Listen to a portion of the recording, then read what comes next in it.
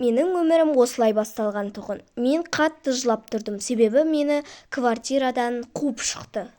Солай мен өзіме қол жеткіземін деген үмітпен самолетке бардым. Самолетке барған кезде ол ақша болады деген ниетпен барған тұғымын.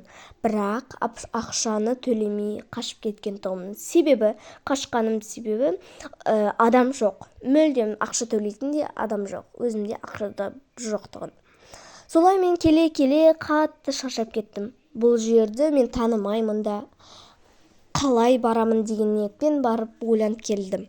Солай мен барлық адамға қарамай осы самолетке кірдім. Ішінде мүлдем адам жоқ. И то ешкім жоқтығын пайдаланып мен кіріп кеттім. Самолеттің де ішінде адам жоқ. Мына пижамамен, даже сумкамда, чемоданым да жоқ. Сол квартираның егесі мені сол жерімде қуып жіберді. Мен үй алдым, Брюхейвен қаласына бардым. Ол жерде адам аз болса да, маған ұнаған қала болып есептелді. Себебі ол жерде тыныштық, барлығы тыныш. Барлығы маған тисе де, маған өзімнің жерлерім ұнады. Солай өзімнің үйімді көруге кетіп бара жаттым. Үйді келесі жолы точно ауыстырам, ол маған үй ұнамады. Және де мен осы самолеттен шыққаннан кейін мүлдем айтпайтын, ешкім маған айтпаған сөздерді естідім. Нақыс кім, біздің қаламызға жаңадан келген бе деген секілді. Солай мен өзімнің Брюхейвен қаласына келдім. Анау бар емес па, квартираның егесі таза жынды екен. Мен қуып жүрген ес.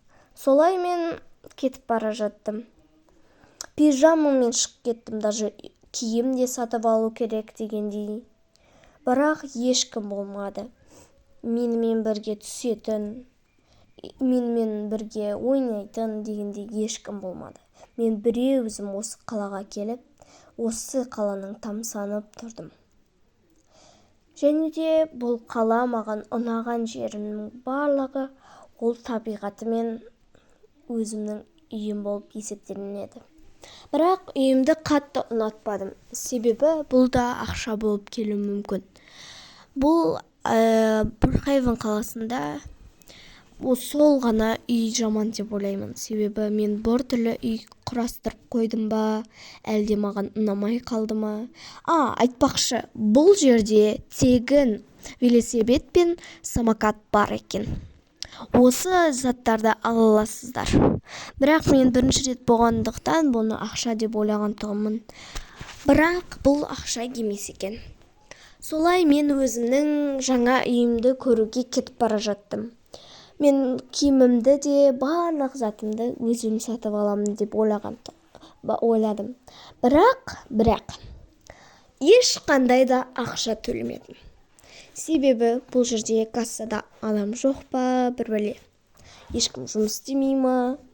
Солай өзімнің заттарымды, үйімді құрастыруға да бел будым.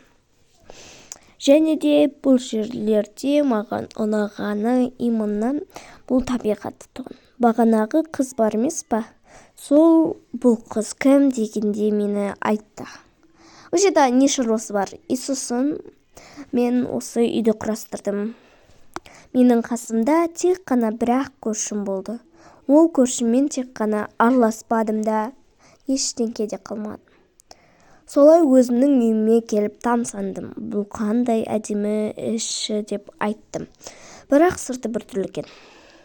Солай өзімнің үйімді қарап тұрған кезімде мен киім алуым керек қой, қарным да аш тұр ғой деп киім алуға бел будым. Солай мен киім алуға бар жаттым да, сосын тағы да бір қызды көріп қалдым машинамен жүрген. Менде қатты қызып кеттім да, менде машина жоқ, ода машина бар дегендей, міне осы қызды. Барлығында машина бар, менде ғана жоқ. Солай осы магазинге келдім киімдерді алу үшін. Қазір мен Міне менің киімім өзіме жарасып қалды. Басқа да киімдер киетін боламын. Солай кассадағы адамға елеске ештеңе төлемей кетіп қалдым. Сосын мен қарным ашып кетті деп үйіме тез бардым. Холодильнигіме бір нәрсе бар шығар дегендей. Мен бірақ бұл жерде бармадым. Осы қыз да маған біртүрлі айтып кетті. Мынау қыз кім? Фу, не киіп алған деген. Сөзге жыным кеп кетті. Солай барлық адам жынды екенін есіме алдым. Менің басқа қалада өмір сүріп жатқанымда барлығы маған кедергі жасаған тұғын. Сен мынандайсың деген сияқты сөздерді маған көп айтты. Мен шыдадым, әрине, бірақ шыдай алмаған кездерім де болды. Сен қатты кетіп бара жатқанда адамдар болды. Солай мен аварияға түстім, бірақ қатты жарақат алмадым. Тек қана талып қалдым, бірақ ешқандай адам көмектеспеді. Себебі бұл жердегі адамдар да біртүрлі екені есіме алдым. Бұл жер маған қатты ұнамаған жері, адамдар біртүрлі екен. Вообще адам жоқ, аз. Мен жұмысқа тұрғым келді. Міне, мен жұмысқа тұрып жатырмын, бірақ адам вообще келмеді. Сол себепті мен осы жұмыстан шығып кеттім. Бастығы да жоқ, әшейін кіре салған едім. Солай мен осы жұмыстан шығып кеткеннен кейін не істеймін деген себеппен өзімнің үйіме бардым. Сосын тренировкаға бардым, бірақ мен әлсіз болғандықтан қатты істемедім да.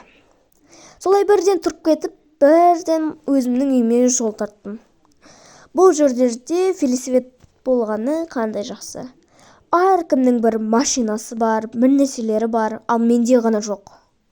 Сөйтсем мен қатты қателесіппін. Бұрыннан бері осы жерге көшіп келмеудің орнына басқа қалада тұрғанмын, елде даже. Сол себепті осы қалаға көшіп келгеннен бастап осы кезден өзгерем деп шештім. Өзіме көңіл бөліп, өзімді жақсы көріп, басқалар мені жақсы көрмесе де өзімді жақсы көрем деген ниетпен дәл солай істедім. Сосын мен осы жерде көптеген аварияға түстім. 2 авария, авария емес, енді Құдай сақтасын. Солай әшейін құлап қалдым, жартастан құладым. Мен не деген адаммын деген сияқты құладым, бірақ сонда мен осы жерде 1, 2, 3, міне осы жерден құладым мен, Бірақ өтірік қой, енді бұл ойын ғой. Шынайы өмірде қайталамаңыздар. Солай өтірік қыладында ешкім көмектеспеді екен. Шынымды айтқанда, бұл жерде ешқандай адам мейірімді емес екен. Дос тауып алатын шығармын деп ойлаған тұғымын, бірақ та осылай тауып жоқпын. Ал сен пока, екінші жас көру үшін тіркел.